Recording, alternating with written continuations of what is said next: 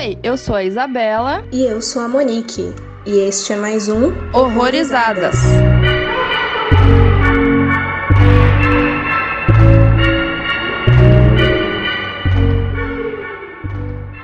Oi, gente, sejam bem-vindos a mais um Horrorizadas. Hoje a gente vai falar do filme We Are Still Here, que é um filme de 2015 dirigido pelo Ted Geoghegan.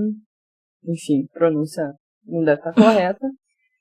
E é um filme de terror sobrenatural. E a história dele é o seguinte: depois de perder o filho adolescente em um acidente automobilístico, Paul e Annie se mudam para os pacatos campos de New England para iniciar uma nova vida. Entretanto, o casal logo descobre que a aparentemente pacífica cidade para a qual se mudaram esconde um terrível e obscuro segredo e que o casarão onde vivem é habitado por uma outra família de fantasmas.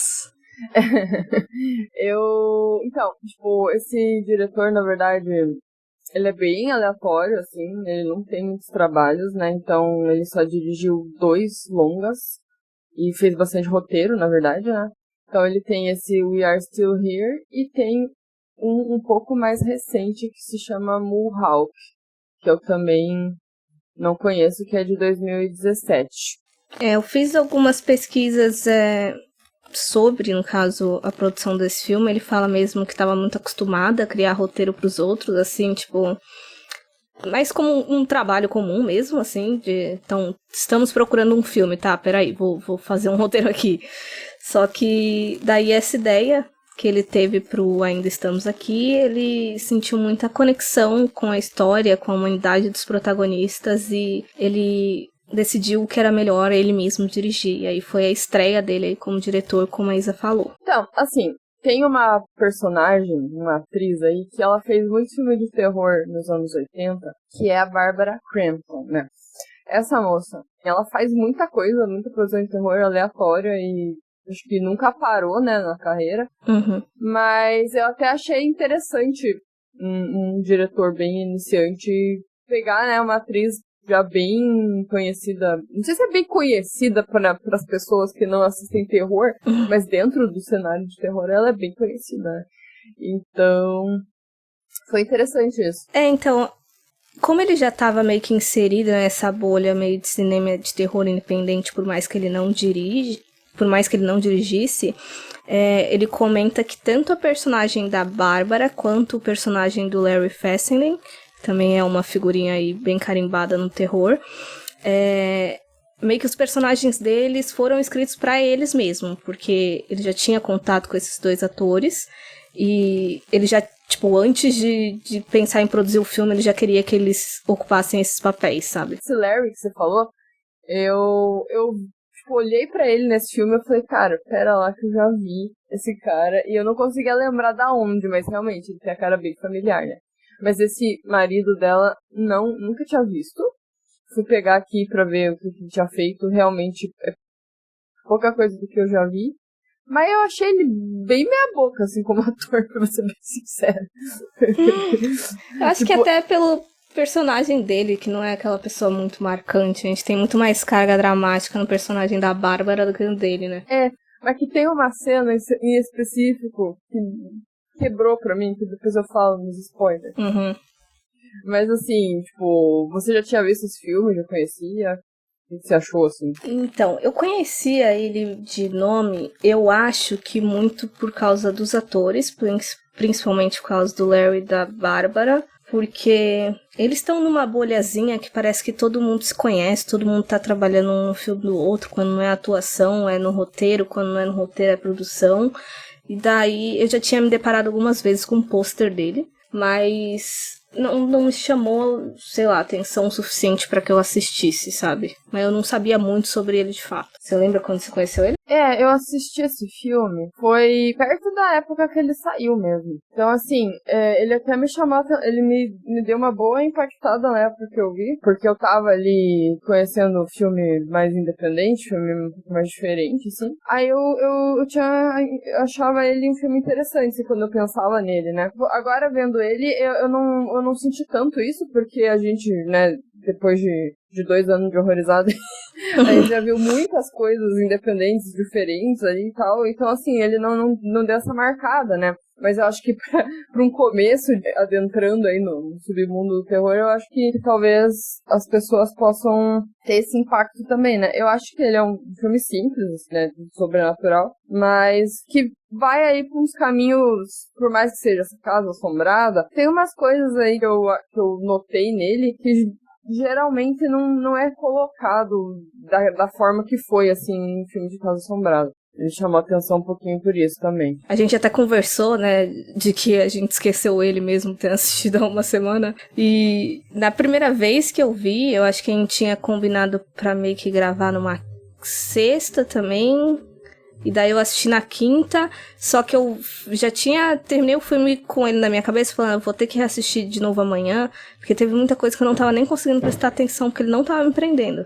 Daí hoje eu fui mais focada, tipo, agora vai, sabe? Agora eu vou ter que ficar de olho grudado pra gente gravar sobre ele. E daí, eu não sei, eu acho que parte desse esquecimento, dessa falta de impacto, é pelos anos mesmo, né? Porque, tipo, a gente já viu muitas outras coisas explorando aí esse conceito, como você mesmo falou.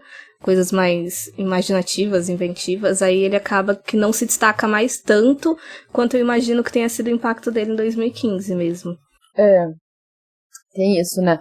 E isso que você falou, né, do esquecer, eu acho que ele também acaba colocando muita cena aleatória ali de querer mostrar. Eu não sei exatamente por que ele quis ambientar muito a casa inteira. Geralmente o filme de terror tem isso, né? Uhum. Mas o foco é mais no porão, né? Então eu não sei, assim, muito por que ele faz essa... meio que uma encheção de linguiça, eu acho, em alguns momentos. E também na hora de mostrar a cidade. Que, assim, não era o foco. O foco não era bem a cidade em si, a estética da cidade, sei lá. Era mais os habitantes lá, né? Então também tinha a cena que eu achei que foi muito... O filme tem 80 minutos, né? Se eles não tivessem inserido isso, ele seria um filme aí de 60 minutos, 70, não sei. Tipo, seria um filme bem menor, sabe? Então eu não sei se foi uma escolha então, esse roteiro tá muito curto, esse filme tá muito direto, então vamos enfiar umas coisas ali pra dar um ar mais de suspense, não sei, um clima mais, sabe? Eu senti isso. Então, eu acho que foi proposital mesmo, porque eu acho que nessas entrevistas que eu li, ele fala que tinha a ideia de começar um filme com uma falsa sensação de segurança, tipo, de que tá tudo bem, mó calmaria, pra depois acabar do jeito que ele acabou, assim, de muita coisa acontecendo rápido e te deixando meio sem chão, sabe? Eu entendo em parte essa escolha, mas eu realmente, assim, o começo do filme foi muito, muito lento, assim, chato. Entendi. Não sei, tipo, eu não sei porquê, mas eu não senti isso de chato, porque, eu não sei, tipo, eu não sei explicar, na verdade eu não sei explicar porquê, eu só não achei, sabe? Eu não sei porquê, mas foi, sabe, foi indo. Aviso: este podcast contém spoilers. Recomendamos que você assista ao filme antes de ouvi-lo. Assim, o começo a gente vê que é um casal, né, que tá passando por um luto, né? É muito mais forte na mãe, né? E a gente sabe que não faz muito tempo, né? Pelo que eles vão falando, eles quiseram sair dali, lá de onde eles estavam, porque eles não queriam mais ter a lembrança ali do filho, né? Eu não sei, essa parte do luto, eu senti que foi uma coisa muito mais forte pra Anne, né, do que pro Paul. Porque assim, não desenvolve muito o cara, né, o casal como eles eram antes e tudo mais, né? Mas quando você vê um casal de meia idade que perde um filho, eu não sei, parece que a estrutura pra suportar o fim, a morte do filho, parece que é mais forte, eu não sei. Porque eles não estavam conflitando, assim, ela tava no luto dela ali, e ele tava no dele, na maneira dele de sofrer ali. Então eu fiquei pensando nisso, dessa dinâmica deles, assim, por eles serem um casal mais velho e podem ter passado por muitas coisas. E parece que, tipo, casal novo, quando perde, assim, parece que é mais difícil de sustentar, de aguentar. Eu fiquei pensando nisso, sabe? Uhum. Eu acho que partes é quase esse lugar comum de que... No caso, tô falando da diferença de sofrimento deles, né? De que mulher é mais sensível, mais sensitiva, mais impactada com as coisas. Daí eu acho que por isso que colocam a mãe, né, como uma pessoa que tem a lembrança mais presente da morte do filho, enquanto o pai tá ali tentando só segurar a situação. Mas eu concordo nessa construção deles, porque eu gostei muito que eles não pareciam aquele casal que se odiava, sabe? Como a gente normalmente vê bastante filmes de terror, tipo, que eles têm muitos problemas no casamento e que a morte de uma pessoa próxima, nesse caso do filho, foi só mais uma coisa. Tipo, eu gostava da dinâmica deles ali, de como eles se importavam um com o outro, de como eles estavam ali um por outro, e de que, de maneira geral, eu não vi nenhum dos dois passando por cima do outro, assim. Tipo, eles realmente se amavam, mas só que eles passaram por essa perda muito impactante, né, e estavam sofrendo com isso, que é entendível.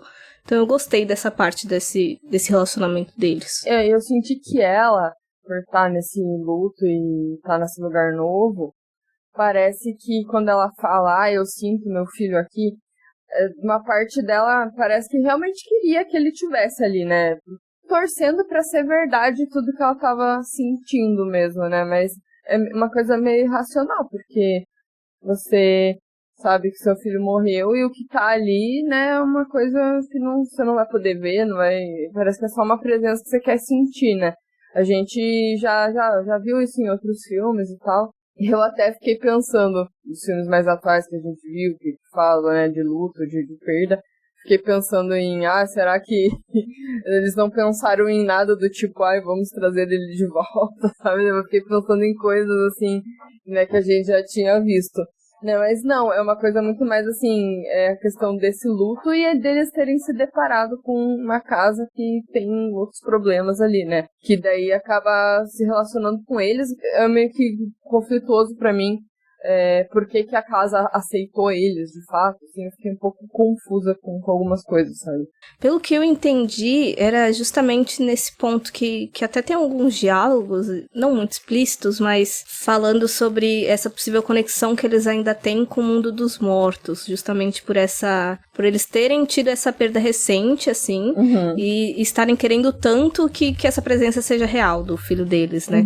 E daí eu acho que os moradores, a família de fantasmas, acaba se compadecendo desse sofrimento também, porque é uma dor também que eles passaram. É difícil falar perda porque foi todo mundo, né?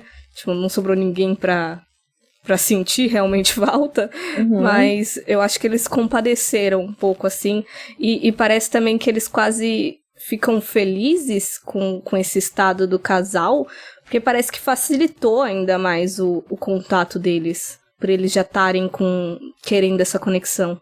Uma outra coisa que eu pensei também quando eu tava vendo esse filme, porque na verdade só tem uma cena nele que acontece à noite, que é aquele pesadelo do Paul, né, que ele sonha lá que um espírito pega no braço dele e ele acorda berrando. Inclusive foi essa cena que eu fiquei, porra, o cara deu aquele berro meio atrasado, parece um delay, não ficou estranho aquele grito, você lembra? Que ele dá um grito quando ele acorda? Ele acorda e depois ele grita, né? Ele não acorda gritando. Isso, foi esquisito. Aí, o resto de todas as cenas que tem os fantasmas, ou até a parte de possessão lá, enfim... Tudo que acontece de cena de morte é tudo de dia, né? Então é um filme bem diurno, digamos assim. É um terror de dia que é meio raro da gente ver, né? Inclusive quando envolve espírito e casa mal assombrada, né? Tipo, a gente fala do Midsommar, né? Qual é o terror de dia? Tipo, eles ficaram batendo tanto nessa tecla, né? Do filme de terror ser de dia. E que aí, realmente, é pouca coisa que a gente vê, assim. Ou que usa muito a ausência de luz, que tem até nesse filme, né? Mas, por exemplo, lá no Absente, a gente vê muito escuro, né? Muito mais escuro sendo trabalhado. Nesse filme a gente vê que tem ali umas cores meio casa de vó, né? Que é aqueles tons meio verde musgo, sei lá. Não sei nem classificar essa cor, mas aquelas cores, né? E é isso, sabe? Tipo, o filme não se dá muito trabalho de querer passar um clima muito tenso ali usando o escuro, né, como artifício. Eu gosto disso, e eu até reparei, isso eu reparei desde a primeira vez que eu vi mesmo, é porque assim, ele é ambientado no inverno, e a gente tem aquele contraste muito grande daquela branquitude, daquela extensão de neve, e tudo muito frio do lado de fora, mas uma vez que eles estão dentro, é sempre tudo muito caloroso. Justamente por essa paleta mesmo, você falou de casa de vó, mas são aqueles tons quentes mesmo, a gente sentia esse contraste muito grande, e eu acredito que tenha sido uma decisão consciente, porque o designer ali todo das criaturas, desses fantasmas, né, ele também sai do lugar comum daquela coisa meio etérea plasmática, e ele coloca pessoas carbonizadas com foguinho, né, então eu gostei disso. Então, tipo, combina com o que a casa transmite, né? Essa sensação de calor. E a todo tempo eles sentem cheiro de fumaça também. Assim, filme com fantasma, eu fiquei mais intolerante, sabe? Com coisas, tipo, fantasmas que matam as pessoas. Enfim, eu passei um pouco dessa coisa de aceitar muito fácil, sabe? Porque você pensa, tá, mas não explica por que eles podem fazer isso, sei lá. Isso até entra num ponto que eu lembrei, assim. Que ele não dá muita explicação da maldição, de fato. A gente sabe que muito filme que envolve maldição tem a questão da vingança, aí se torna um negócio sobrenatural, né? A raiva, né, acaba virando sei lá. Então isso meio que é difícil pra eu aceitar numa boa, sabe? Você viu o filme até o último minuto? Porque aparece aquelas notícias de jornais, né? Eu peguei muito do que aconteceu por causa daquilo. Porque, tipo, pelo que eu entendi, aquela historiazinha de que ele tava vendendo corpos era balela, porque nas noticiazinhas ficava mostrando que, tipo, na cidade de 30 em 30 anos começava a acontecer um monte de coisa ruim. Tipo, de seca, dos animais morrendo, coisa parecida. E daí, se eles sacrificassem alguma família naquele local, as coisas voltavam a prosperar. Então, o que eu entendi é que eles foram a primeira família. Eu meio que entendi que eles eram inocentes, só que essa questão que envolve maldição, sabe, em filme de terror. Ah, sim. Eu fiquei um pouco com o pé atrás, porque, tipo, não explica muito bem a origem da maldição. Tipo, beleza, por que essa maldição acontece, né? Mas o que eu fico um pouco meio atrás, porque tem uma hora que algum personagem fala, eu não vou lembrar quem, mas, tipo, construíram essa casa em cima... nem sabem em cima do quê. Daí me passou um pouquinho vibes de cemitério indígena, sabe? E já tô tão cansada disso, eu falei, espero que não seja isso, mas tipo, ele não fala de fato o que é, só fica subentendido que é alguma coisa por ali.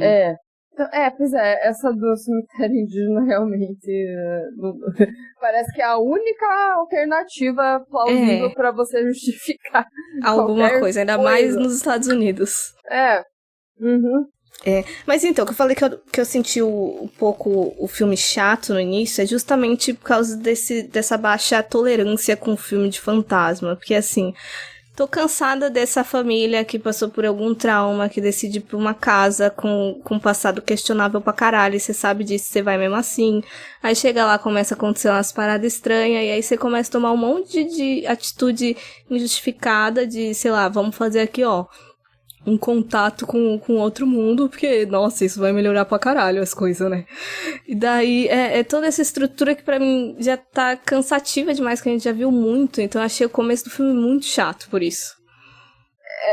Falta um pouco ali de contexto, né? Tipo, por que aceitaram uma casa tão barata? Será que estavam sem grana? Tiveram que sair? Eu não sei, né? É complicado, não tem muito.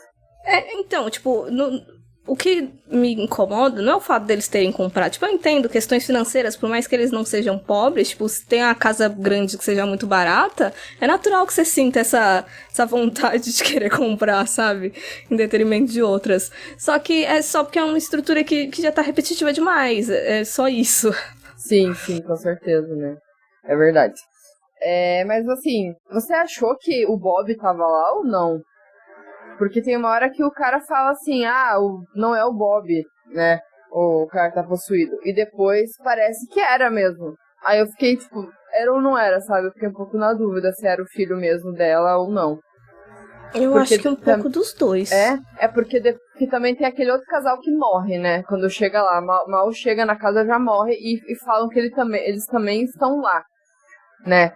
Só que daí eles não aparecem, né? E nem o Bob, você não vê o Bob em nenhum momento. Você vê manifestações na casa ali, que dá a entender que pode ser ele, mas não vê de fato, porque parece até que são dois tipos de fantasmas diferentes. Tem os que estão queimados e tipo, por exemplo, o Bob não aparece em momento algum, então parece que ele é só uma força, né?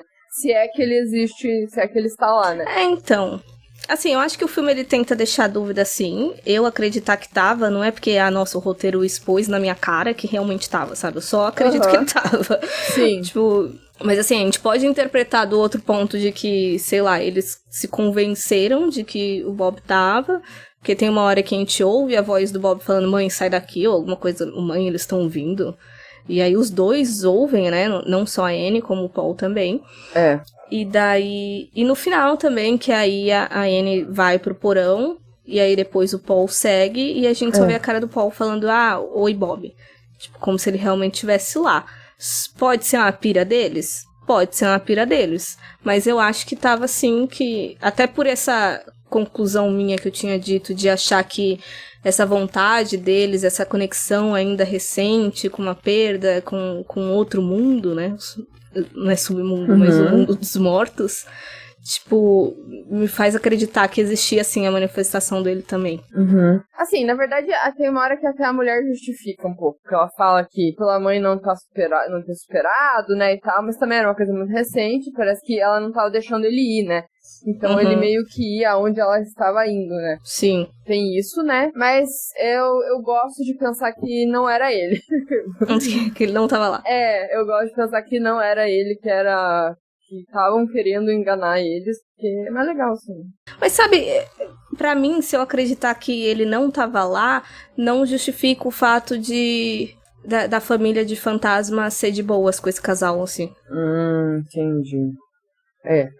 Podia ser só sentindo ali o luto deles, né? Não precisava o cara ali, não sei. Sei lá, é meio confuso. Então, porque aparentemente eles pegaram as outras famílias, porque, tipo, não foi a primeira depois deles. E até pessoas que entravam lá do nada, né? Isso é meio confuso também, porque eles pegam, tipo, todo mundo que entra na casa morre. E tem até uma hora que, por isso que é meio difícil aceitar sobrenatural hoje em dia, porque a guria saiu da casa, já tá no carro, e o fantasma tá no carro lá e mata ela. Eu fiquei tipo, oi, tá tudo bem. Por que isso aconteceu, sabe? Então são essas coisas que me deslocam um pouco de filme sobrenatural. Assim, eu justifico a parte de matar, tipo, todo mundo que tava entrando naquele final, porque pelo que parece a família realmente queria vingança. E daí, tipo, quem fez meio que mal a eles foram aqueles moradores da cidade, não os mesmos de lá 1800 e pouco, mas que eram pessoas que estavam cientes das coisas e não tentaram ajudar outras famílias. Daí me justifica que eles matem aqueles outros moradores que entraram na casa. Agora duas partes, pra falar a verdade, desse casal que entrou lá, ou da menina que tava no carro e foi morta, tipo, já a uma certa distância, pra mim ficar meio forçado. E outra coisa que eu não entendi, tipo, tem uma hora que o patriarca da família de fantasma, ele encarna lá no Jacob, né? E daí fica falando vozes. E ele tem um rage muito grande com aquela menina, que ele chama ela de putinha 2 vezes, fala, seu filho e aquela putinha que não sei o que lá. Por que esse rage na menina? O que tá acontecendo? O que ela fez? Parece que xinga a puta, né? Já percebeu? Tem vários, assim, e não faz sentido nenhum no caso, né? Porque xingar a pessoa ali, a guria, no caso. E ela nem era moradora dali, assim, tipo, nem tinha conexão com eles, nem porra nenhuma. E o pior é que, tipo, tinha aquele contraste que tava falando, não sei o que lá, seu filho prestava esse respeito pras pessoas, mas aí quando falava da menina, chamava de puta. Porra, por quê? Mais uma coisa que eu gostei, que assim, esse filme tem, assim, eu falo coisas mal e coisas boas ao mesmo tempo. Eu gostei dos efeitos. Mas eu gostei muito dos fantasmas. O que eu não gostei relativo a efeito é o banho de sangue, assim, que você mata uma pessoa e sai 800 mil litros de sangue dela. Explode. Ficou muito exagerado, né? Exatamente. Aí eu pensei, será que é o poderzinho deles? Porque eles têm o poderzinho de queimar, né? Daí eu pensei, o poderzinho deles. Fiquei pensando, não faz sentido. Não faz sentido, é só visual mesmo. Eu acho que eles quiseram exagerar porque, assim, parece um boom muito grande, né? Porque, assim, tá aquele coisa morno, aí do nada deu um boom na hora lá da possessãozinha lá, e daí depois parece que volta, que cai um pouco. Aí aquela parte do eletricista eu achei legal. Eu até dei um cagacinho ali, tipo, na hora que a sombra passa e tal, assim, eu fiquei, tipo, deu um sustinho, assim, básico. Mas o final, ele é muito mais explosivo, né, literalmente falando. Então, eu acho que, por mais que tenha desequilibrado, eu acho que eles tentaram dar um gás ali. Eu lembro que quando eu vi esse filme, eu tinha gostado muito dessa cena. Falei, nossa, esse filme me ganhou por causa disso. Só que hoje eu fico me questionando, realmente, né? Por quê? Pra quê? É muito isso. É engraçado ver um mesmo filme em duas épocas totalmente diferentes. É muito doido. Tem filme que não mantém com o tempo. Então, assim, eu não me incomodo com um monte de morte. Tipo, até eu entendo esse querer impactar, assim, já matar um monte de gente. Acho que foi só a questão do sangue mesmo, que parecia muito slasher, splatter, Tarantino, assim, do nada. Tarantino também. E daí eu quase achei cômico essas partes de morte, quando o filme tava todo sério e meio melancólico e tudo mais. Ai, gente, tá bom, né? Escolhas. Eu, na verdade, não consegui levar tudo tão a sério nesse filme. Que eu não sei se também a questão da escolha ali de alguns atores, por exemplo, o que fez o Jacob, ele tem uma cara muito engraçada, entendeu? Então eu não sei. Tem uma cara assim que você fica, cara, como é que eu vou levar esse cara? Como é que eu vou levar esse filme num tom de drama, sabe? Tipo, ele me perdeu um pouco em alguns momentos, que eu achei que ele poderia aprofundar mais no drama ali, né? Eu não sei. Não sei se eu desgosto tanto disso, assim. Porque parece que o Jacob realmente foi um personagem pra alívio cômico mesmo. Eu acho que eu tô mais pendente a gostar desse personagem, porque normalmente, quando a gente vê esses profissionais, assim, do paranormal, por mais que eles sejam colocados como pessoas sérias dentro do roteiro, é difícil a gente levar eles a sério. Então, eu acho que abraçar com ao menos um dos personagens essa meio galhofa, eu acho uma escolha inteligente até. Mas é que, assim, não é nem só o personagem, mas, assim, por exemplo, antes deles chegarem, a dinâmica ali do casal e tal, você via que ela tava triste, ela não é uma atriz, eu achei ela super ok. Mas, assim, eu não senti tanta melancolia no filme, assim, como, por exemplo, no filme que a gente falou ontem, sabe? Que tinha um tom muito mais pesado, mas eu não sei explicar por quê, sabe? Não sei se é porque ele era um filme escuro, tinha outra paleta de cor, eu acho que deve ser tudo isso, sabe? Então é mais nesse sentido, assim. Eu acho que em partes por aquilo que a gente tava falando do início da dinâmica do casal, assim. Tipo, eles pareciam estar conseguindo suportar aquilo por causa de um do outro. Acho que se eles tivessem tretados, assim, se eles já tivessem problemas no relacionamento e fosse aquela coisa mais tensa entre eles, a gente fosse ter mais esse peso dramático da coisa, mais incômodo de assistir, sabe? Pode ser. Porque por mais que a gente reconheça esse luto, eles estão tentando se ajudar ali, estão tentando melhorar, aí não é mais tão, meu Deus, sofrimento, vou chorar enquanto assiste. Sim. Por eles não terem, né, conflitos, né, não serem um casal, parecia um casal bem estruturado. Acho que às vezes eu sinto falta de treta, não sei, de treta em filme, talvez seja isso.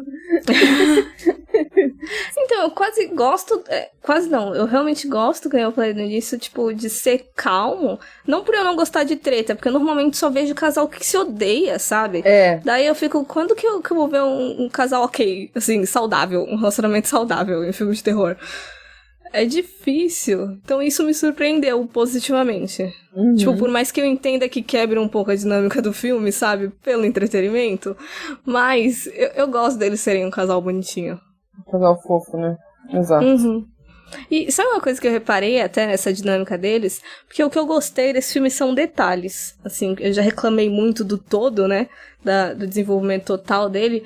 Mas, por exemplo, eu reparei que eles fazem um jogo muito interessante de deixar a barreira física entre os personagens, por mais que não exista emocional. Tipo, tem alguns exemplos que eu acho que fica mais fácil de ver quando você contrasta com outro casal, que é a May e o Jacob. Tipo, se a gente pegar, por exemplo, a cena do carro inicial de quando eles estão indo pra cidade, o plano ele é um pouco mais aberto e a gente vê os dois personagens de frente e tem aquele óbvio espaço entre os dois bancos, né, do carro.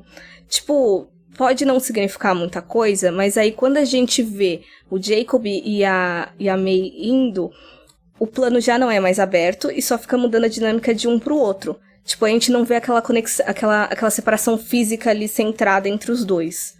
Aí outra coisa, outras cenas que eu reparei foram mais na sala.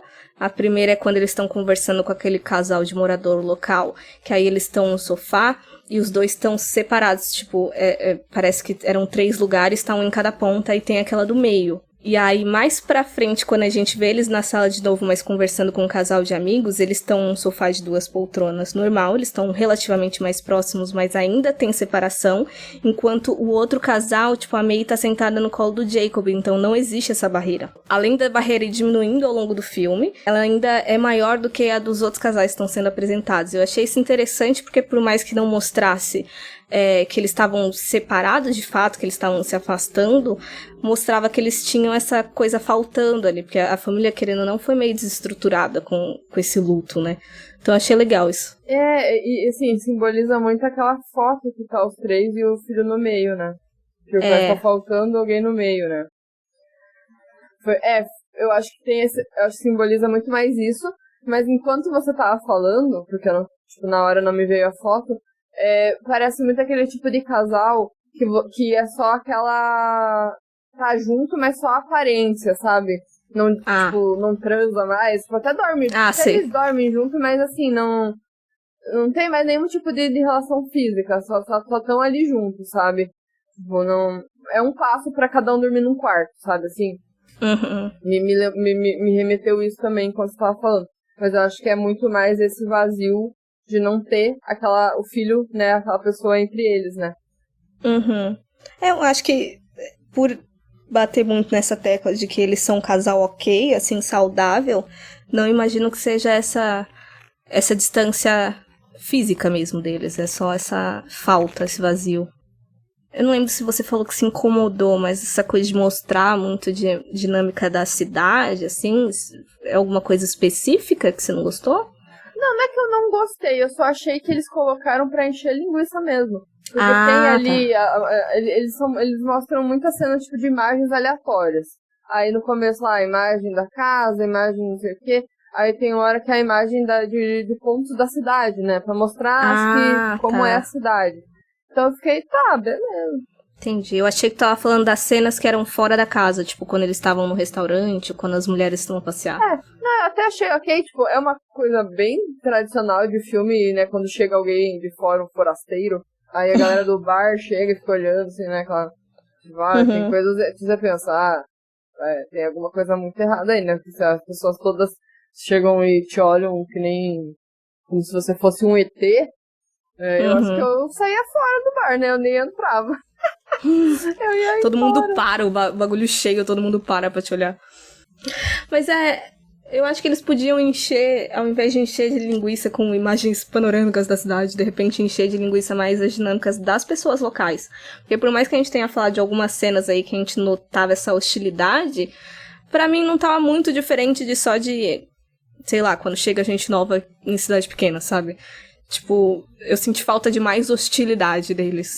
Sim, e não sei por que também, né? Porque, tipo, se os caras, eles dependiam deles, né, pra cidade continuar, por que diabos eles estavam sendo hostis?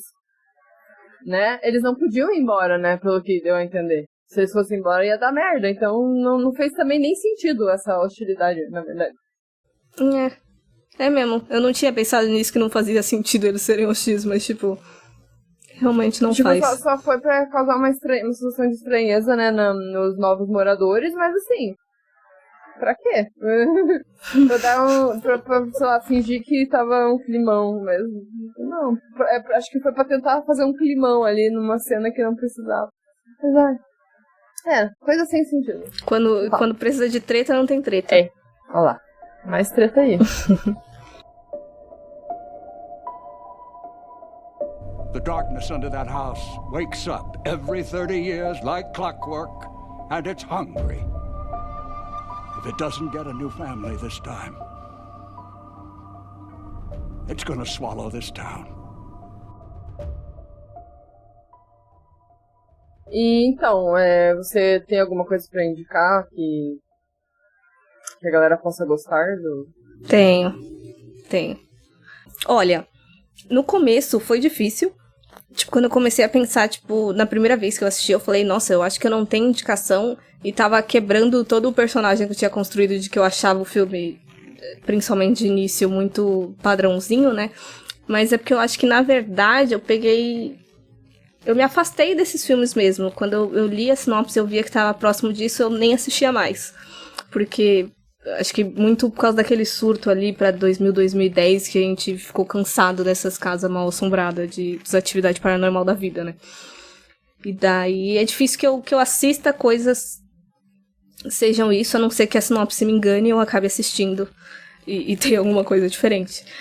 E daí eu lembrei de um que eu assisti recente, que é desse ano, inclusive, eu até comentei, dei ele de indicação lá no nosso feed do Instagram, mas eu vou reforçar aqui os motivos, no caso da indicação, né? No caso é o Those Who Walk Away, dirigido pelo Robert Rippenberger, e ele começa aí com um casal, o Max e a Avery, que eles se encontram pela primeira vez depois de se conhecerem um aplicativo de relacionamentos. Só que daí a noite deles toma um rumo inesperado quando eles têm a brilhante ideia de ir ali para uma casa assombrada na região, que tem uma lenda local, dizendo que essa casa é o lar do Hut Creep, que é uma criatura sinistra capaz de apodrecer seu corpo e sua alma com apenas um toque.